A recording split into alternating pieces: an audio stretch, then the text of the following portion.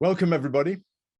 My name is Tom Dennis. For those that don't know me, I'm the CEO of Serenity in Leadership, and we're a premier specialist culture remodeling organization. We help businesses overcome challenges and achieve successful, lasting outcomes, whilst always putting people at the heart of the business. We work at a systemic level to understand the core, deep-seated issues that present as problems in organizations, and we design and apply targeted interventions to solve them. Our core expertise is identifying and then remodeling cultures, in particular focusing on making them safer, happier, and more inclusive. We believe that the styles of leadership that got us to where we are today are not those that will take us into the future. So we specialize in developing leadership skills for the 2020s. The purpose of these dialogue workshops is to explore some of the more difficult issues around inclusion and to learn something new from each other. Now, into today's session, our focus is on diversity and inclusion, and it's no longer about winning, but it's about surviving. And I'm really delighted and excited to be able to welcome Francis Gugen here as our guest speaker, and I'll introduce him shortly. We are recording this session, and we'll send you a link as soon as it's been edited, probably early next week. There'll be two versions, one which will include the dialogue and will be on limited distribution only to those who've purchased a ticket. And there'll be a shorter version covering just Francis's talk, which will be available for anyone to view. And that'll be on the website and also our YouTube channel. And if you haven't seen the YouTube channel yet, just search for Serenity in Leadership on YouTube and you should be able to find it easily. So what's the agenda? We'll do a check-in process in a minute, and then Francis will give his talk. We'll then break everybody up into dyads, pairs, and this will just give you an opportunity very briefly to reflect on what it is that you've heard and how it's impacting you. And that's just to sort of warm you up, to get you back into the dialogue, which will start immediately afterwards. And then at the end of the dialogue, I'll ask Francis to just draw together the things that have come up in the dialogue as a kind of conclusion, and then we'll do a checkout in the plenary and close, and we'll finish at 5:30. So, check-in. We've got enough numbers that we'll do this in the plenary, I think. So what I'd ask you to do, I'll call your name out and then ask you to just say who you are, what work you do, and how you're feeling now, today. So please keep it brief, a maximum of 30 seconds. But we do feel it's very important to get everybody's voice heard in the room. Roxy, do you want to start the process? Instead, I sometimes leave you to the end, but. Sure, yeah. Hi, everybody. For anyone I don't know, I'm Roxy. I work with Tom at Serenity. I am in Brighton today, and yeah, feeling a little bit frazzled, a bit stressed, and like I'm very much looking forward to the Christmas break today. Thanks very much, Roxy. Deborah, please. Hi, everybody. Yeah, my name is Deborah Price. I'm from a company called Arcadia, and I haven't been to one of these for a little while, so I'm really looking forward to having a conversation with you. At Arcadia, we are architects of change. You can see on the backdrop that I've got. So we work around leadership, culture change mainly, and I'm executive coach, and very interested. I'm on our people and culture committee, so really interested in diversity. Fantastic. And today I am feeling relaxed. Great. Thanks very much, Deborah. Janet, please. Sorry, hi, I'm Janet Hoolis. I am the founder of my own company, Velo Consultancy, and My background is HR, 33 years in HR, and I work in partnership with clients to develop change management, EDI initiatives that improve performance, transparency, and efficiency. I'm feeling tired today. We're just looking forward to listening to the conversation, but also looking forward to my Christmas break. Great. Thanks very much indeed. Jane Saul-Patterson, please. Oh, hi. I'm Jane and I'm based in Bristol. I work as an executive and a career coach. I also work as a facilitator and trainer, and I'm increasingly doing work in the EDI space.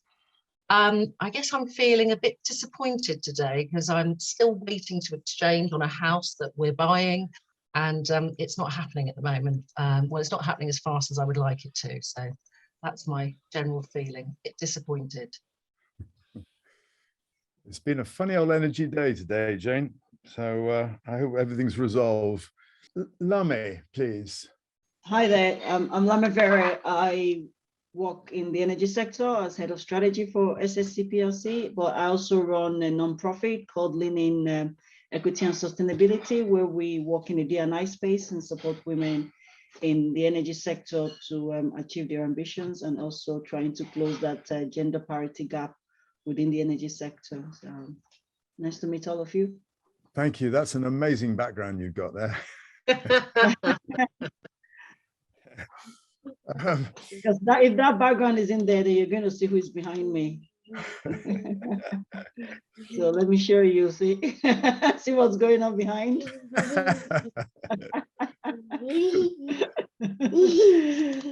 the story of my life. Thank you. Lee, please.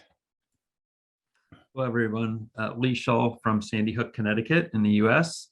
I'm in career transition currently. I'm leaving IT consulting background for almost 30 years. And 9 years ago, as of Tuesday, I started in advocacy after the Sandy Hook Elementary School shooting here. And I'm looking to pivot into the social justice space. So I'm feeling a bit anxious because that's not happening as quickly as I would want to, but I understand it's a slow process to change careers. So glad to be here. Yeah. And the work that you're doing is amazing. And perhaps we ought to talk a little bit about that after this event. It's great to see you here. Thank you. Bethany? Good morning. My name is Bethany Piety, and I am a 20+ year educator in the ed tech field, as well as in lately it's been social studies. I am from North Minneapolis, and I kind of focus all of my work around student and adult education, community involvement, and diversity and inclusion. And right now I'm just trying to make a transition into in recognizing that there's some broken systemic problems happening in our city. I know I have the skills and the background to move back into the corporate world and maybe provide some support to our up and coming leaders. And so that's a really scary change after being in the classroom for so long, but it's exciting, and I think it's necessary. Our world of education is not sustainable at this point in time. Thank you. Thank you. Miroslava, please. Hello, everybody. My name is Merka, which is shorter for Miroslava, and I am based in Red Hill, UK. And I work for a company called Embark Group, which is a digital pension company based in London. But we have offices in 7 or 8 different locations across UK. But I'm based in London. I joined a CSR panel for the London office on the 2nd of March this year, and I have been attending some of the workshops with Tom and Serenity leadership this year that I've enjoyed very much. And I work very closely with our diversity, inclusion, and belonging champions in our company. And I look forward to today's call or workshop with Francis. And nice to meet you all. Thank you. It's nice to see you again. Sam, please. Sam. Oh, wait. Yeah, that'll work. Hey, I'm Sam. I work in the finance department for IOP Publishing, which is in Bristol, but I'm based in Wales. Yeah, I also work for the D&I steering group with Young Soon, who's here. And I'm feeling like it's Friday, but it's not. But it's Thursday, so that's also fine. Susie, lovely to see you again. Hi, I'm Susie. I'm feeling energetic as usual and curious about what Francis is going to tell us. I'm based in Southwest France, in Toulouse, and I run my own consulting company, which does consulting and executive coaching around bridging the gap between digital and human. So essentially look at human systems in organizations and how you design deliberately for inclusion and collaboration, particularly in terms of opening up organizational culture. So I spent 20 years in corporate, and it's a big quest that I have to make a difference in that space. So yeah, I'm thrilled to meet you all, and I look forward to what Francis has to say. Go on, just give us a clue. What all those time in corporate, name the company. No, I spent 20 years working in BAE Systems and then Airbus. So I started as a lean expert on the supply chain and moved into HR to understand the human systems of that organization and how we could transform it. So yeah, that's how I ended up stepping out of the organization to see other industries and sizes of organization and to see if I could, help make a difference outside of just one organization. Yeah. So yeah, that's what got me here. And I studied French and ended up doing my master's here and just never went back. So that's why I live in France. But it's interesting culturally. Yeah, I work in both languages and they have quite a different take on organizational culture. So they really do. Yeah, they really do. Yeah. Victor, thanks, Susie. Thanks. Victor. Hi, good afternoon to everyone. My name is Victor. I'm based in London. I'm working for a social company, but now I'm trying to make a change in my career and making a step into D&I in the D&I world. So I'm just trying to get a bit bigger knowledge about it. So that's why I'm here and trying to learn from all of you guys. And how are you feeling today? I'm feeling okay. I'm still finishing work. So I'm like in between some things, but I'm feeling great. Thank you. Great, thank you. And someone else from IOP, Young Soon. Okay, I'm mute. Hello, this is my first time here. I've come here on advice from Sam, who had a really good experience last time. I think last time you tackled racism, which is obviously a huge subject. What can I say? Yes, so based in Bristol, but I'm actually from Belgium. So I do sympathize with the multilingual spokesman here. And I'm feeling frazzled, but curious. So looking forward. Great. Thank you very much indeed. Okay, so Francis, I'm going to introduce you in a second, but you might just, if you want to put your voice into the room, how are you feeling? Where are you? I'm feeling intrigued. What I'm hoping to do is not just do the talking, but do some listening and learning. Great. So we're all keeping our fingers crossed because you've had some power issues where you are in France, but hopefully it's all going to go very smoothly. I paid the bill, but I'm not sure that the place I'm in paid the bill. Okay, so I'm just going to do a very short commercial because some people have to leave sometimes before we finish. So just to say, we do support organizations and their leadership teams. So if there's any interest or anything that comes up that you'd like to discuss with us afterwards, please do give us a shout. hello@serenityandleadership.com will get to us. We do have a LinkedIn community. There's a number of people here who are in that community. Do join, and we can continue the conversations and dialogues on that network.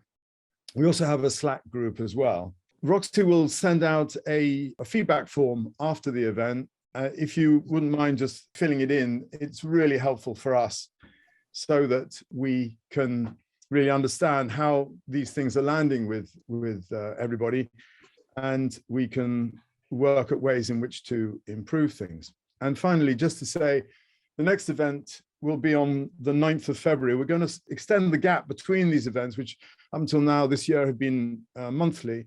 So they'll be nearly bi-monthly. And we'll be putting out details in the new year about the new program and speakers that we've got.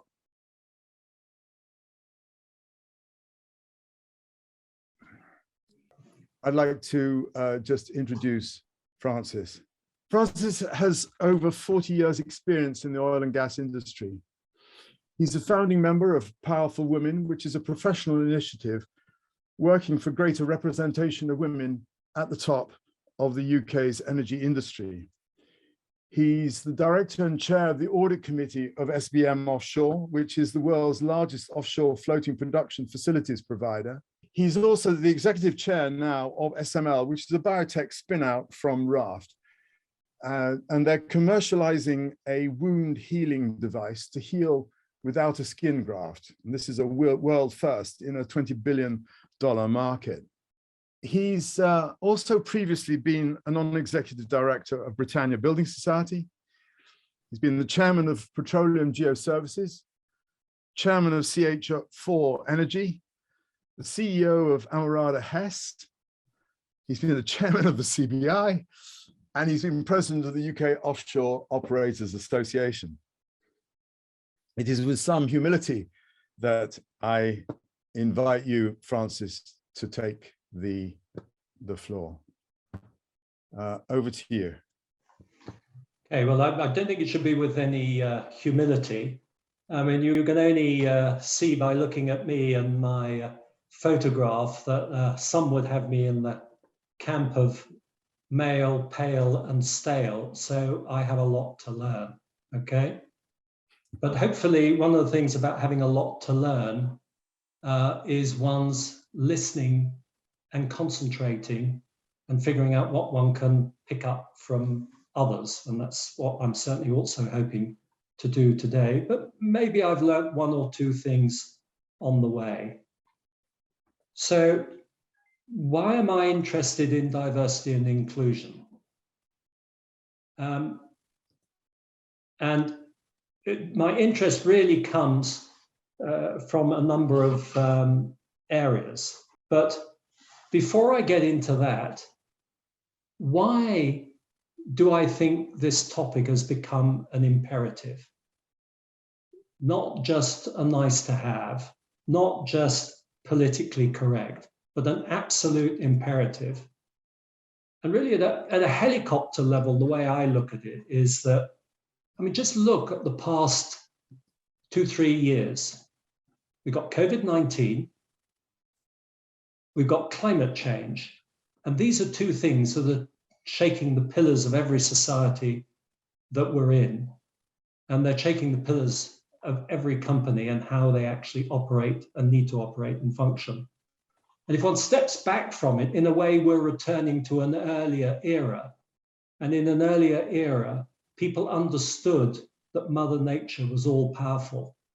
We've kind of got rather arrogant in recent decades, thinking that we can control things, and we're learning very fast that we can't. So as I see it, every business, every single business is affected by these changes, not in just what they do, but actually critically in how they do it. And it's the how that I think drives this topic. So certainly in all the businesses I'm involved in and what I'm seeing, and this is both a threat and an opportunity, we're having to radically respond to those two challenges in everything that we do. And this transformation is only just beginning, it's not over. And we're probably actually only on the really early steps of it, particularly if you include climate change. And there is nothing, in my view, that we don't touch or think about that isn't affected by these topics. So I would offer some thoughts about what that really means in terms of looking at one's business, what one does oneself, and one's own values. Is old eyes and old ways of working are only going to lead to incremental improvements and change. And actually, many of these two big effects are actually needing radical thinking and radical change. And you don't get that with old eyes and old ways of working alone. And the other thing that they also call for is not just more eyes, eyes with different perspectives, but they also, I think, have the opportunity or the need to, in some case, invert hierarchies. Some of the young tech-savvy people in one's organizations are going to be the people who are going to come up with the answers, not people who are steeped in ways of working and can't find new patterns. So I said I would talk about why I was interested in this and how I got interested in this. Well, the first thing is I actually have a rather diverse background. Now, it's not perhaps diverse in today's world, but it was, I won't tell you how old I am, but it was when I was a child. And when I was a child, I did my education in the French system, partly in London and partly in Paris. I used to spend all my holidays in Austria. And critically, I was speaking more than one language at a very young age. And we now know that that actually physically changes the way the wiring is in your head. And actually, surveys around that show that it tends to make you less judgmental, which is pretty useful if you want not just diversity, but you actually want inclusion, which is the critical piece. Now, the next piece sounds a bit like a cliche. Okay, I've obviously got a wife, but I've also got a daughter, and I've got two granddaughters. And what does that mean?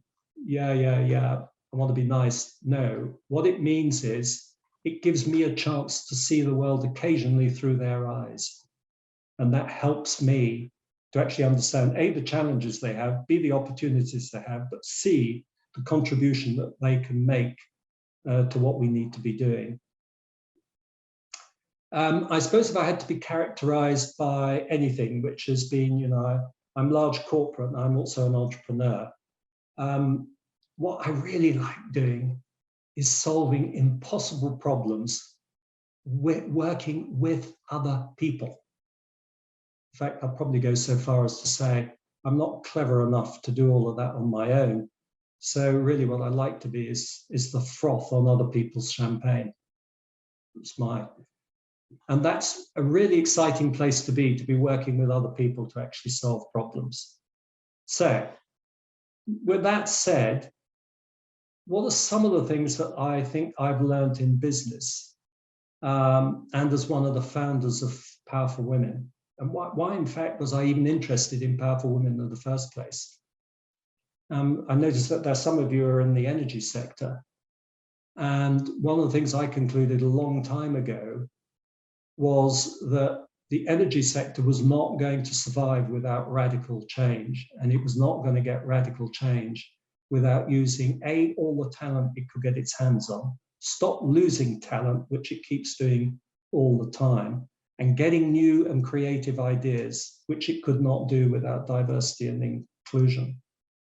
And for me, it really works. So I like to be surrounded by people who don't agree with me, who have different perspectives. And together we come up with answers that actually no one person entering the room could have done, but together we come up with something which is quite different. So what about a few practical examples? So my time at Hess, one of the things that we needed to do was to figure out how to drill wells substantially cheaper. And by substantially, I mean 30 to 50% cheaper. and everybody said it couldn't be done. You know, things were worked in one department, passed to the next, to the next, to the next, and we never seemed to make any progress in improving costs. And then what we did is starting to get people together, get people to actually understand each other, trust each other, respect each other, have a dialogue, and then start examining the problems together. And those groups to include not just the engineering men who would keep coming up with the same answer, but people from different disciplines with different ideas and different perspectives. First well we drilled was 1/3 cheaper. And we did it by saying, what is the cheapest that has ever been done in every single section of a well? Add it together, that's the target. How do we go about delivering that? That got the engineers on side who said, oh, this is all pie in the sky. They suddenly said, oh, okay. So it has been done, it's just never been done together. And then by people working together, all those specifications that have been given from one lot to the next lot that actually forced up costs, people start saying, well, maybe we could live with this or that, and ending up by very different answers with the dialogue.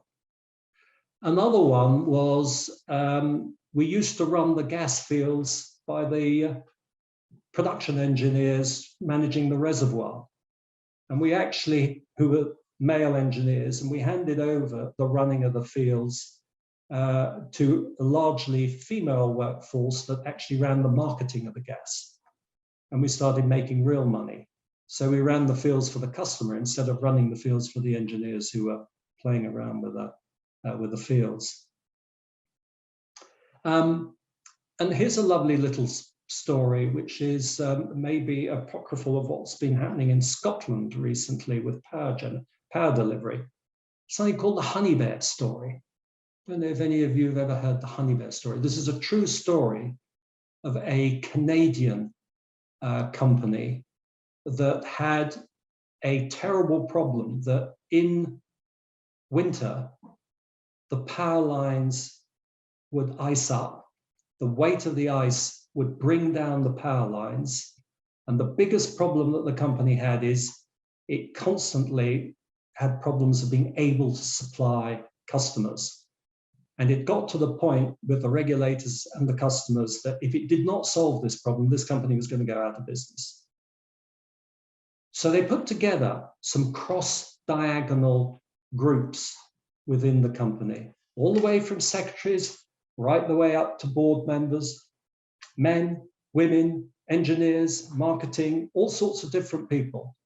And they started working the problem. And they didn't make a lot of progress. And towards the end of the process, there was a group that came together. And the group came together and was trying to figure out, okay, how can we get these power lines repaired more quickly?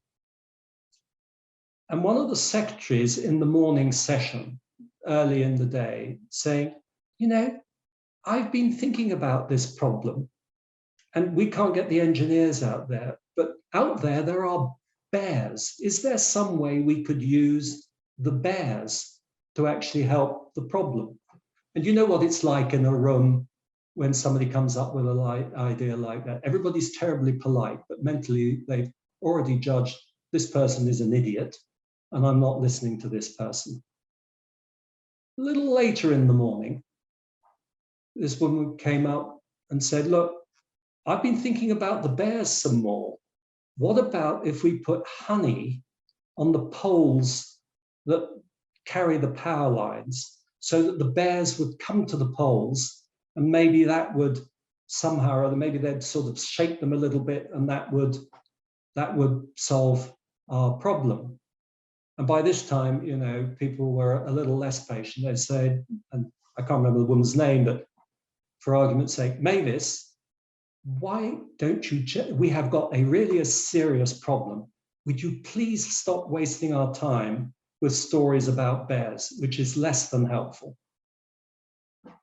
And they all went off to lunch. And after lunch, one of the senior engineers came back and said, you know, I've been thinking about, I get emotional when I tell this story because it is so important, I think.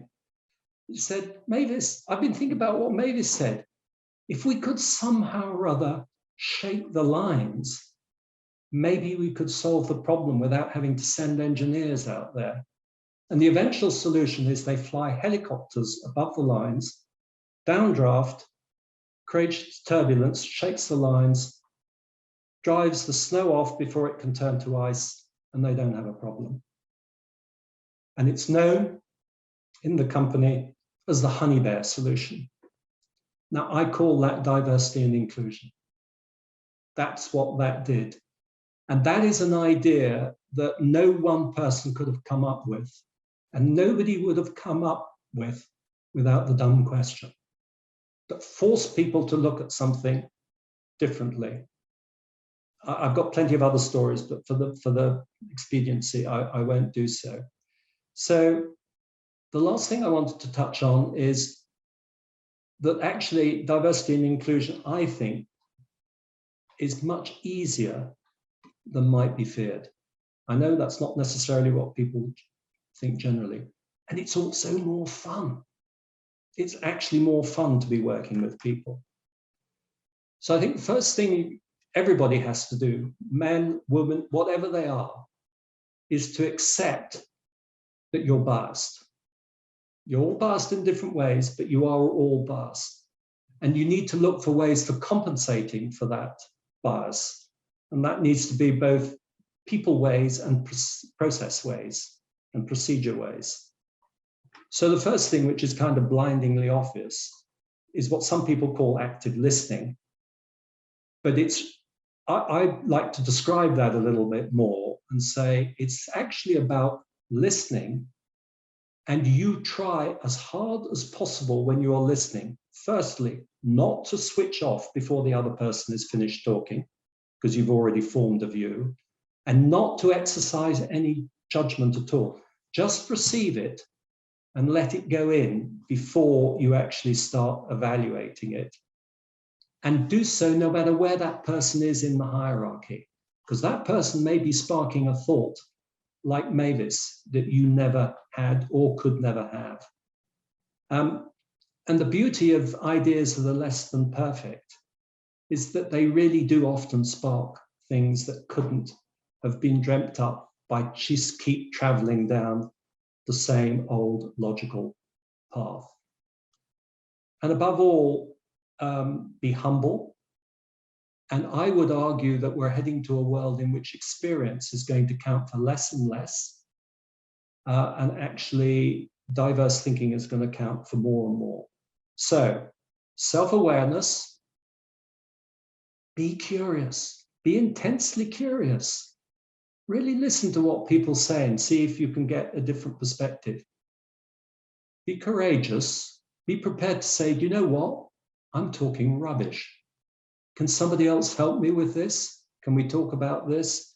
Can I understand why you asked the question you just asked, or why you said what you just said, so that you can get some understanding and, of course, some empathy.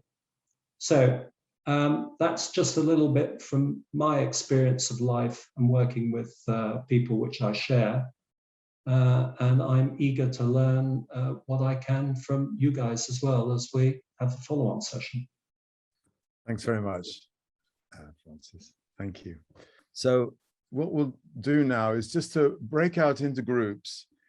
And as soon as you're in your pair, just introduce yourself.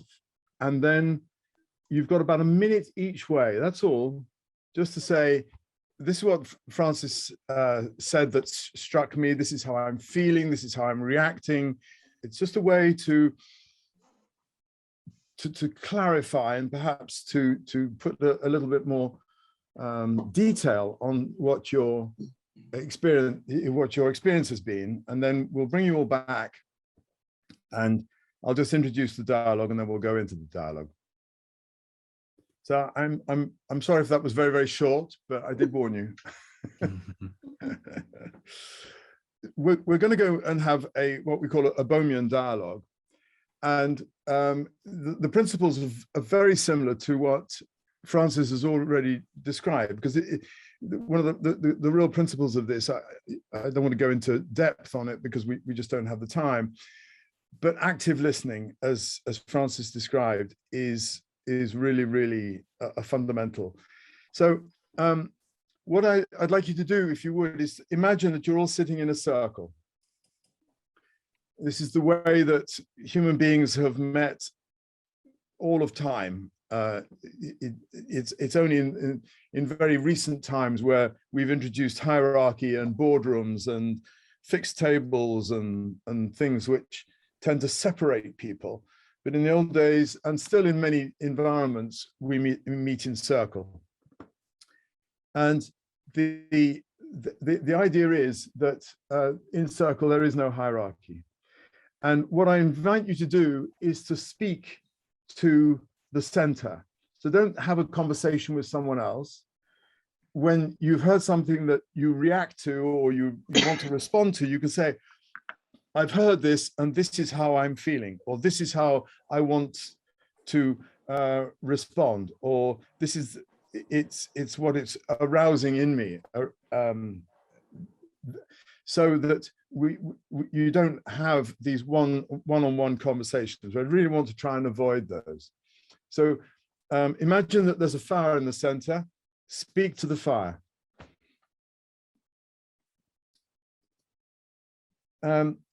We treat each other with kindness and respect.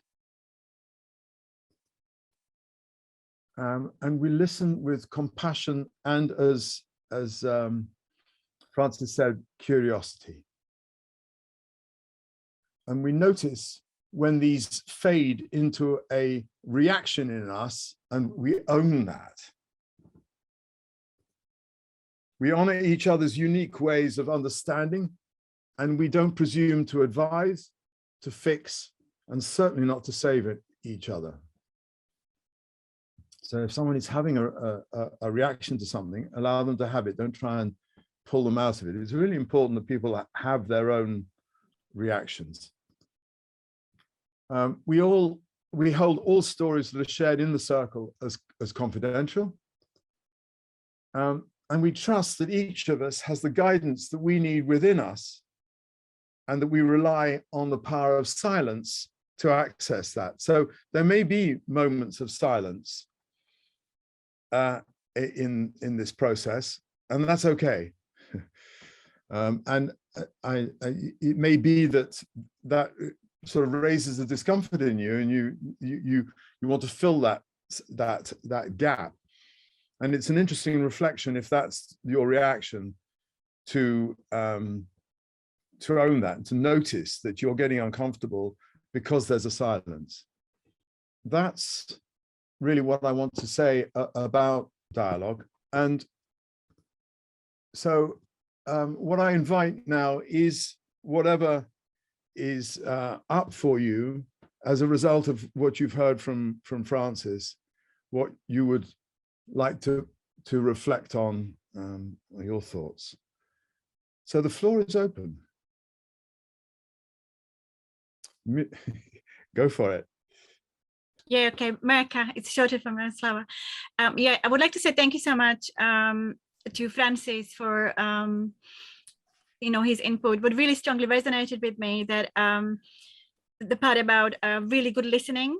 It doesn't matter who from organization is speaking. It could be people in a high position or a low position, but everybody has something to say. And yeah, so because what I wanted to sort of reflect on is that I understand diversity and inclusion is a collective effort, and anybody in organization can make a meaningful contribution. And that's what I kind of took from today's dialogue. So thank you very much for inviting me. The sharing that was provided, it kind of illuminated some forgotten key parts of my educational background. And I definitely took a class in active listening at one point. And in some ways, hearing people share out, I have been able to return to some of those pedagogical backgrounds and think about how I've internalized them and and put them into action in my own classroom. I do really admire, and as somebody that does work in diversity and inclusion in my high school, I do a lot of restorative justice circle work. And so as you were even setting this up, I was recognizing, like, based on my trainings and stuff, like, it's been very well set up. And one thing in my classroom we have learned, both with adults and students, that is when we do meet in that classroom and we don't have a hierarchy, we are not only being culturally responsive to all of our learners, all of our students, but we're also including decolonizing work.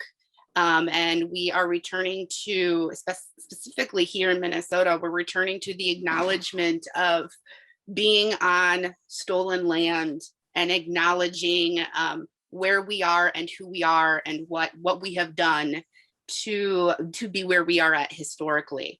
And so this has just been a very a nice way to remind myself, like, oh, I do this stuff and I can see how it can cross apply, and maybe in the future I can provide some different types of translations that can make it even easier for leaders in the world to kind of code switch between generations and make things like culturally responsive design thinking more of an easier thing to be approached, as opposed to something that's scary. So I am very I enjoy the compassion and curiosity of the individuals that I see here, and thank you all for being here and teaching me something about myself. I'm struck, Bethany, by what you said. I'm putting out videos every week. They're my thought for the week, and I did one a couple of weeks ago about colonialization, and I'm seeing it through a Brit's eyes, but it was striking for me because it's the first one that I put out that I got quite a lot of negative response, because essentially I was inviting people to acknowledge that we've been brought up in fundamentally a racist mindset, and we need to have a start point where we can acknowledge that. Doesn't make us bad people, but if we live in denial, we can't take the first step. So I'm really sort of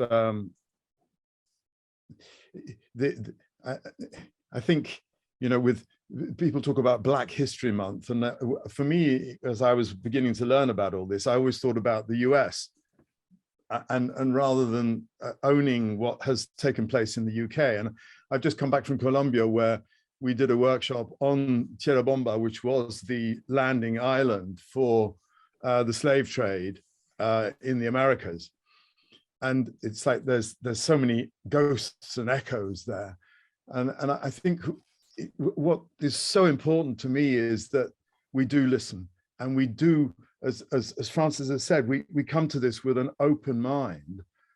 And in terms of taking things forward and accepting that there's so much that's got to change very quickly, holding on to old concepts, even if they make us feel really uncomfortable, is just going to slow us all down.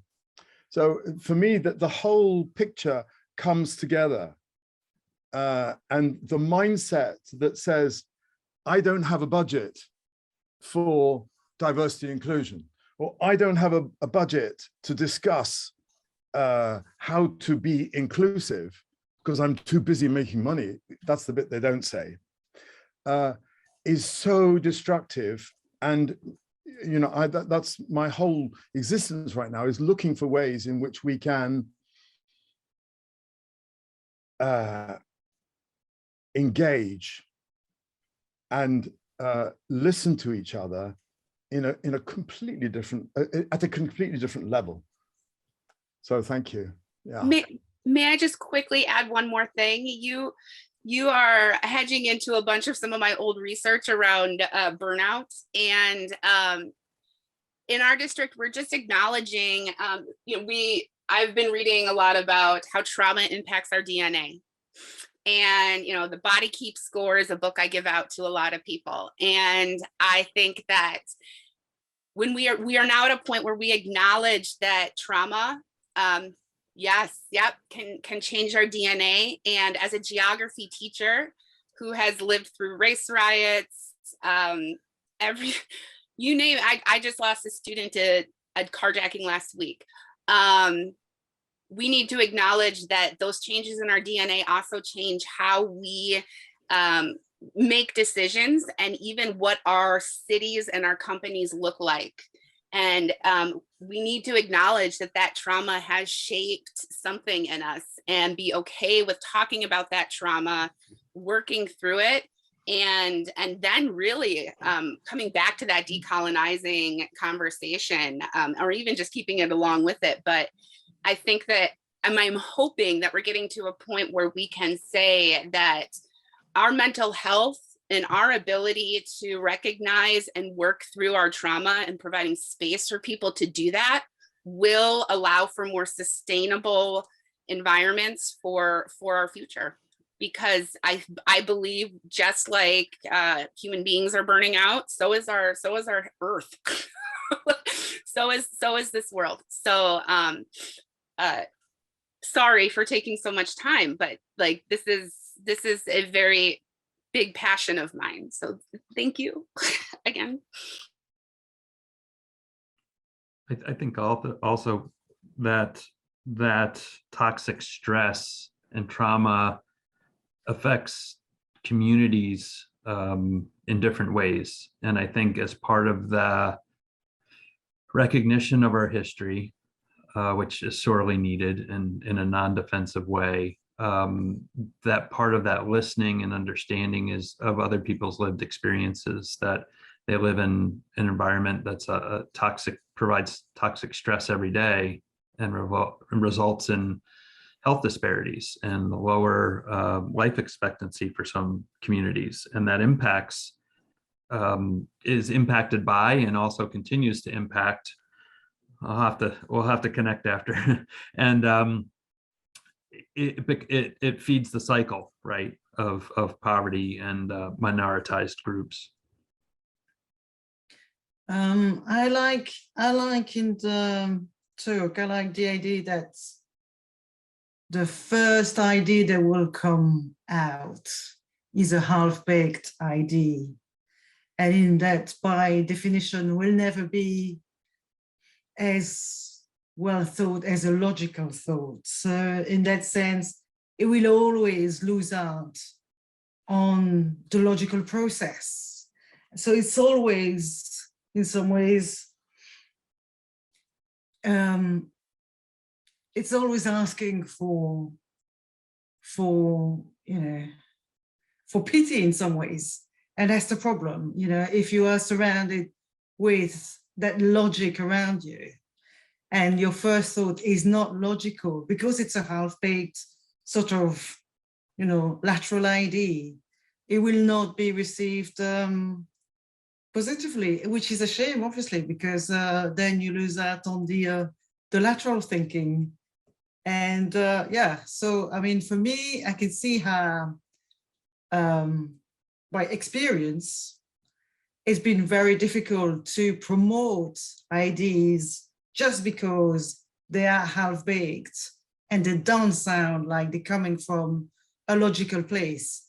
And logic seems to have been taking over, as well as, that normal path that people would take in order to do problem solving. I have to think about my own children, and when I first gave them a copy of the game Minecraft and just said, go forth. And it was just invigorating to watch them figure out like how to place things together and see this very elementary form of design-based thinking. And like, that's the world our kids are coming up in. And I know in my classroom, I always say, like, this is our place to practice how words feel coming out of our mouth and ideas feel coming out of our mouth. And I really try and normalize the sandbox approach. I feel like there was somebody, I can't remember her name now, Brene Brown, I think she uses the term, the shitty first draft, which not school appropriate, not the most professionally appropriate, but acknowledging that is so important. The stalking a thought type situation. Like I really appreciate the different rhetoric around that and the different ways that that might speak to people and provide safety for them. And yeah, you're so onto something. Thank you for your insight.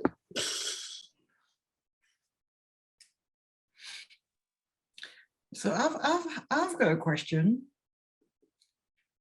So this idea of bringing in, you know, new thoughts into a group, you know, just like those stories of diagonal groups, you know, so that they represent different brains. This is not a new idea. So what does how is that diversity in that sense? Because this idea of bringing, you know, people from different roles, personas, that's something that people have done, but that doesn't mean they do diversity in that way. I don't know. I know that there was a point in my career when I made a shift that I had to decide, who am I going to be here?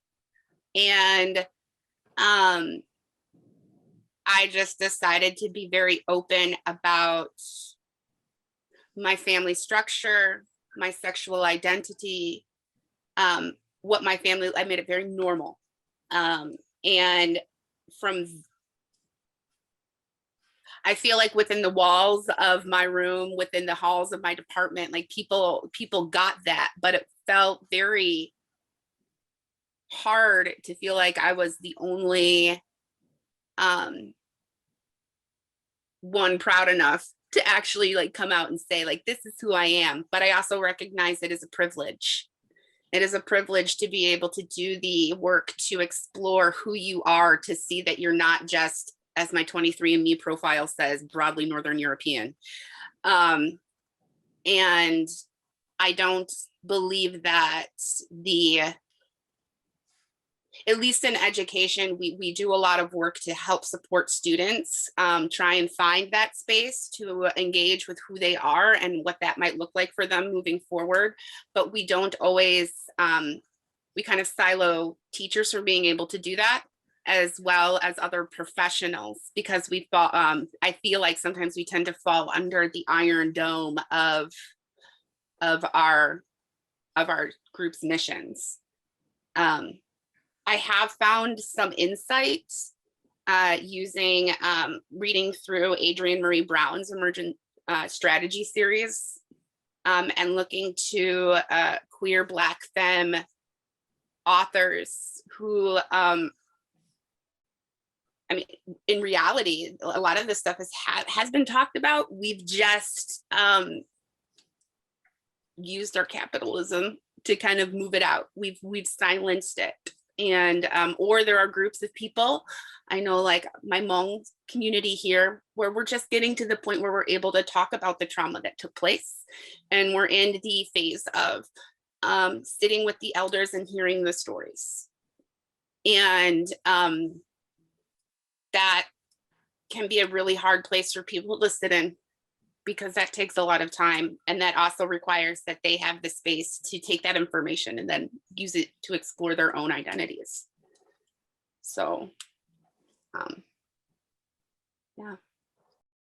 So that's interesting when you're saying that, because it sounds like, it feels like that tension in some ways is where productivity happens, which is interesting, because here there was none intended here. We are all from completely different background. We don't know each other. And maybe that's why there is platitude in that sense.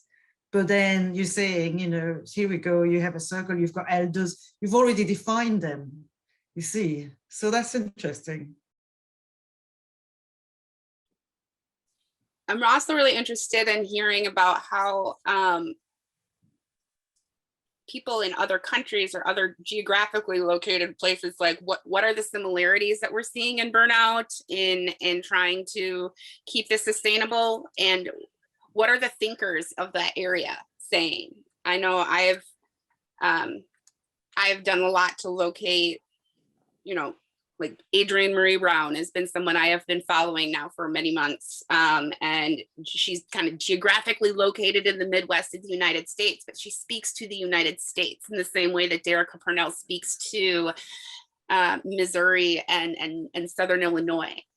So my perspective might be very different, or is very different. And I'm very interested in how these challenges are being spoken about in other communities that do not look like mine and are not geographically located where I am. Because I could just be stalking a really bad thought, or like I could just be, you know, moonshot thinking something that maybe others can help with. Facilitating these events, it makes me laugh because the way one sets up things, and John, I think you'll sort of resonate with this. It's the way that you set them up can just skew things. So I kind of encourage silence, and I don't know whether there's anybody holding back as a result of that. We've got 15 minutes and well, 20 minutes until we finish, but I mean, we'll do a closing. So you've got about 10 minutes to go. So if there are sort of thoughts that are coming up, then put them out there, unless you don't want to. Okay, Tom, can I say something? Yeah, I'm going to read because excuse me, I'm not a very good speaker, public speaker, and I'm a little bit nervous. Recently, I came across a really interesting book on diversity and inclusion, and it's from an Irish author with a Turkish background. The name of the book is called Inclusive Intelligence,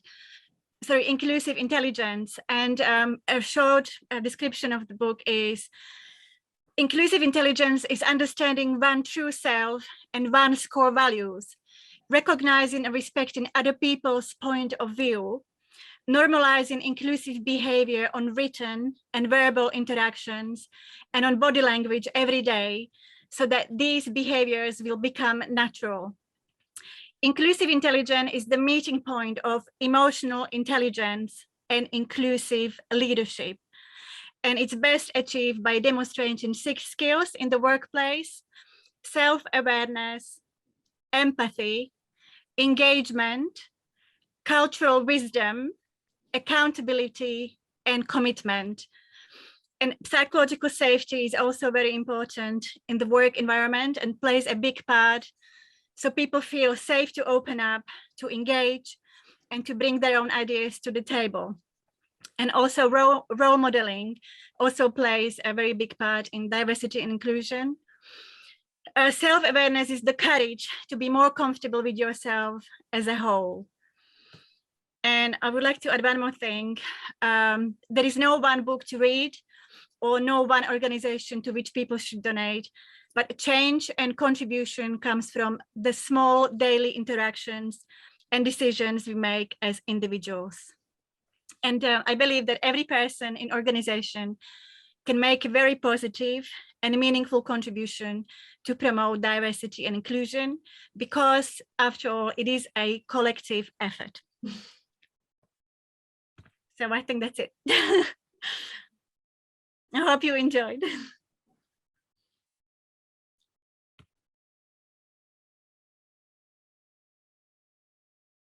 And by the way, it's my birthday today. Hey. So I'm feeling happy. Happy birthday. Thank you so much. Thank you. I'll speak into the void. So I guess I've had various thoughts while listening to people talking.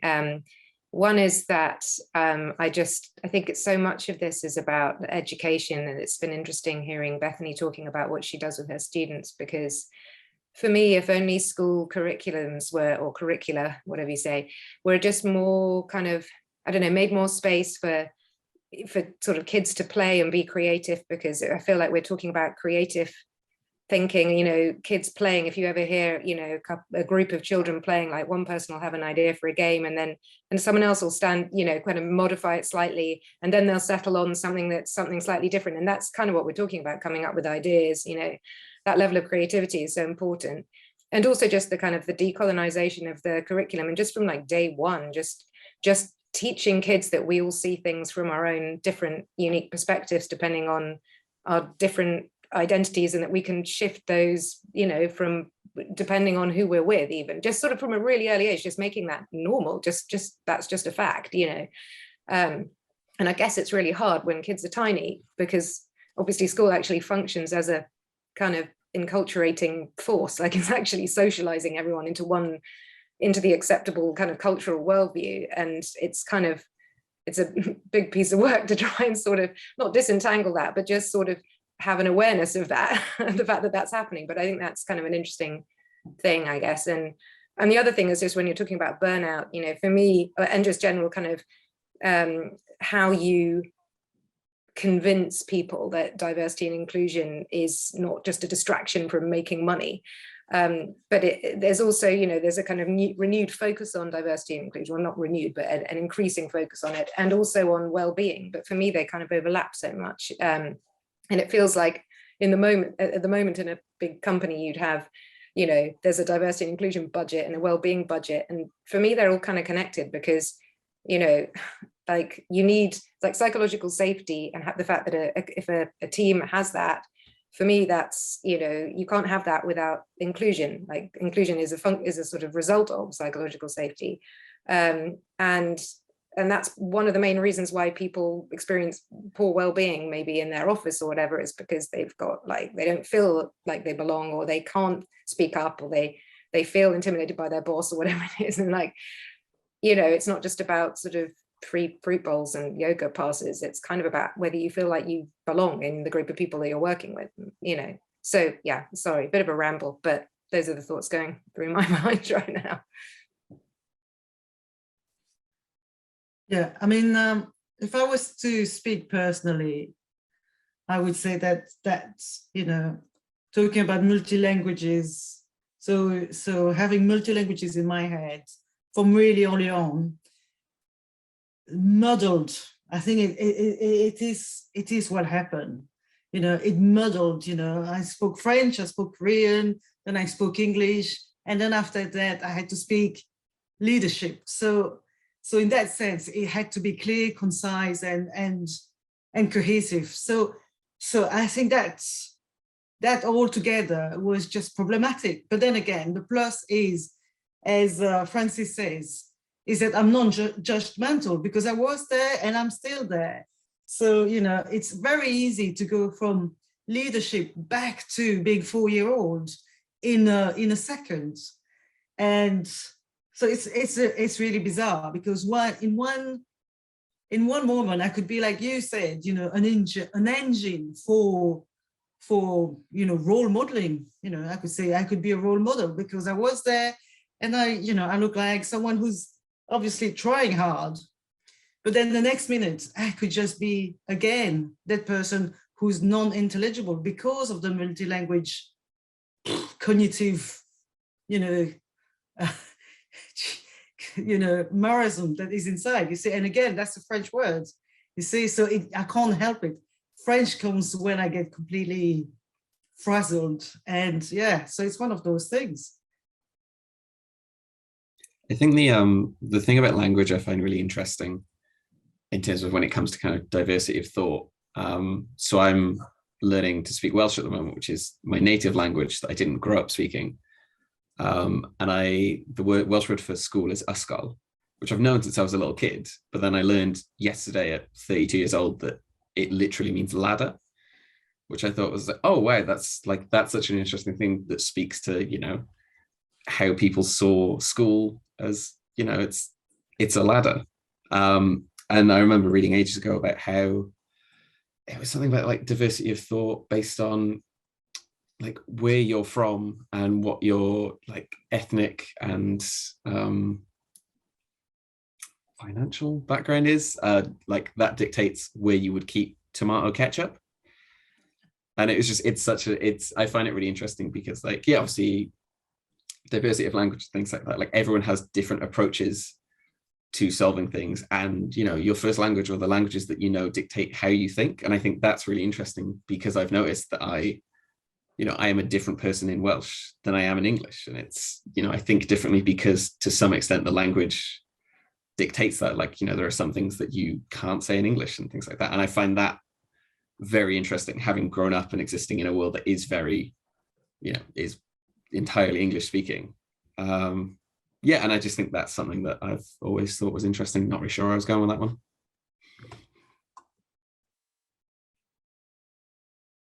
And if you don't mind me sharing quickly, I would like to say diversity is you because you are unique. Inclusion is accepting you because you matter. So we've got a couple of minutes of the open forum left, and I just invite those that haven't contributed, if there's anything that's near the tip of your tongue, if you'd like to share, that would be great. So I would like to just share, and it's my first time, so I wanted to just spend a bit more time seeing the group and the dynamics, but what showed up for me just listening to everyone speak. So I'm from Nigeria, I'm African by background, and we have a proverb called Umbutu, which says, I am because we are. And for me, that is the core of D&I, is really letting people be who they are. And so we can be who we are. And so thank you all for sharing. Thanks for the vulnerability. And yeah, I was glad I dialed in. I literally came across this by chance because of someone who knows Francis. And she tagged my organization and said, you might want to share this. And I signed up. So I'm glad I did. So well done, Tom. And nice to meet everyone. And I'm feeling very grateful. Umbutu. I'm noticing that I've been feeling, or I am feeling,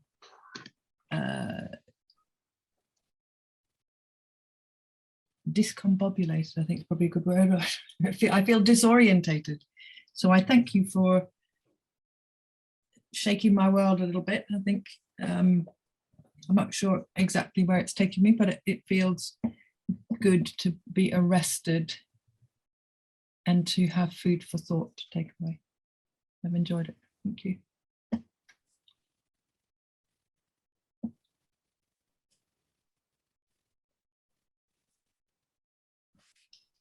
I've also enjoyed the session as well. It's given me a lot of food for thought, because even though I've been involved in HR, EDI, and obviously a Black woman with my lived experiences, challenging myself and my biases I've been on a journey with it since last year.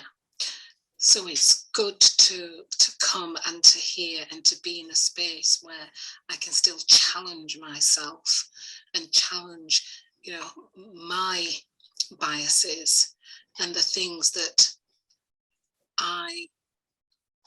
whether that's from my youth, from how I was brought up, from the language that I speak, from my culture. This past year has turned everything upside down. So for me, it's a positive thing to be challenging and to be thinking and getting into that space where, you know, I'm being non-judgmental, because it's like, got to start with yourself first. So thank you for the space. And can I just chip in quickly? For me, the other piece is the continuous learning that is showing up from the work I do in D&I. So I was teaching a class yesterday to some postgraduate students back in Africa online, and we were looking at D&I more from the gender box and all the things that we do in the corporate world around making the workplace more inclusive. And one of the students shared, she's kind of in the architectural business, and when you look at a lot of emerging economies, and I'd never really thought about it, and you go to the bathroom and the bathroom workers are standing in the bathroom, because when the buildings were designed, they didn't make allocation for where the cleaners and the duty staff will hang out before, because they're not constantly cleaning, but there's nowhere to go when you're not cleaning. And so they're just standing there in the bathroom and waiting for the next shift to clean, so that was an eye-opening for me. And I've spent a few years doing D&I, but in the corporate space, not even thinking that there's a whole segment of people that my own privilege did not let me see, because you go into the bathroom, you say thank you, and you go away. So I'm learning. Francis, I don't know whether I know you've been sort of thinking about what's been said. Do you want to just sort of, from your point of view, bring things together? Yeah, happily. So first of all, I've really enjoyed listening to different ways that people are looking at this and summarizing it. And the things I picked up from all of that is, at the beginning, there was one word or a couple of words which were common to everybody, latching on to active listening and the importance of active listening. So I think everybody, as far as I could hear, thought that that was really important. Second thing I heard was the different ways in which you described diversity and inclusion. And that said two things to me. One is, these are words that are used but have different meanings to everybody. So one of the things that we should be striving for is to be really crystal clear within the groups that we work on. What do we mean by diversity and what do we mean by inclusion? And for the words to actually be turned into meaning rather than just words, which is what they very often are. And I heard some very interesting ways in which that was being described. I heard things like, owned collectively, which I think lots of people don't, in a hierarchy, don't think about. They think it's handed down. What those words mean is perceived differently depending upon what your experiences are, where you come from, and what you've lived. And actually, if one can share that, that brings richness and it brings understanding, but it also demands respect to create the space within which that can happen. And I was very interested in the idea that actually some of this is owned by our bodies and turns into DNA and isn't just an abstract concept. And then I heard an important voice about education, and the words that also went through my head as I was hearing that was actually a lot of what the leader's job is about re-education, i.e. doing what schools do not do. And we better not wait for schools to be perfect. We better start getting good at being re-educators as leaders, because life is too short. And also the concept that everything is interconnected, but of course that interconnection leads to complexity, which then loses your audience. So finding a path for the journey of 1,000 steps or 1,000 miles, which starts with the first step, is really important, I think, as a leader's role. And then lastly, there was quite a lot of talk, I think, about processes that might work. Quite a lot of concern about how do you create the space within which actually the muddle, I think, that was used as the words, can be allowed to emerge and not be crushed by logic immediately. And so then I thought it might be useful if I offered a few ideas about practical things to do. So just building on that last one, the first practical thing is everybody starts with the non-intellectual answer and back rationalizes. Almost everybody does that almost all the time. We do not work in straight lines. And actually, if you can get people to, you know, rather than to get them to admit, which sounds confrontational, if you can just say, okay, help me to understand, how did you get that? Did you have the idea first and then work out the logic that went with it? Or did you work through it step by step to get to the answer? And if you can get people to share that, in fact, most of the time they had the answer and they worked out the logic to go with it later, then you've already made some progress.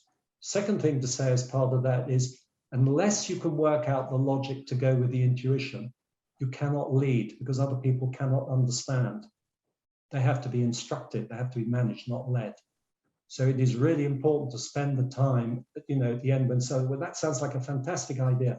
Now, how do we turn that in the logical steps that people can understand that that is the right answer, or a sensible answer, or a useful answer?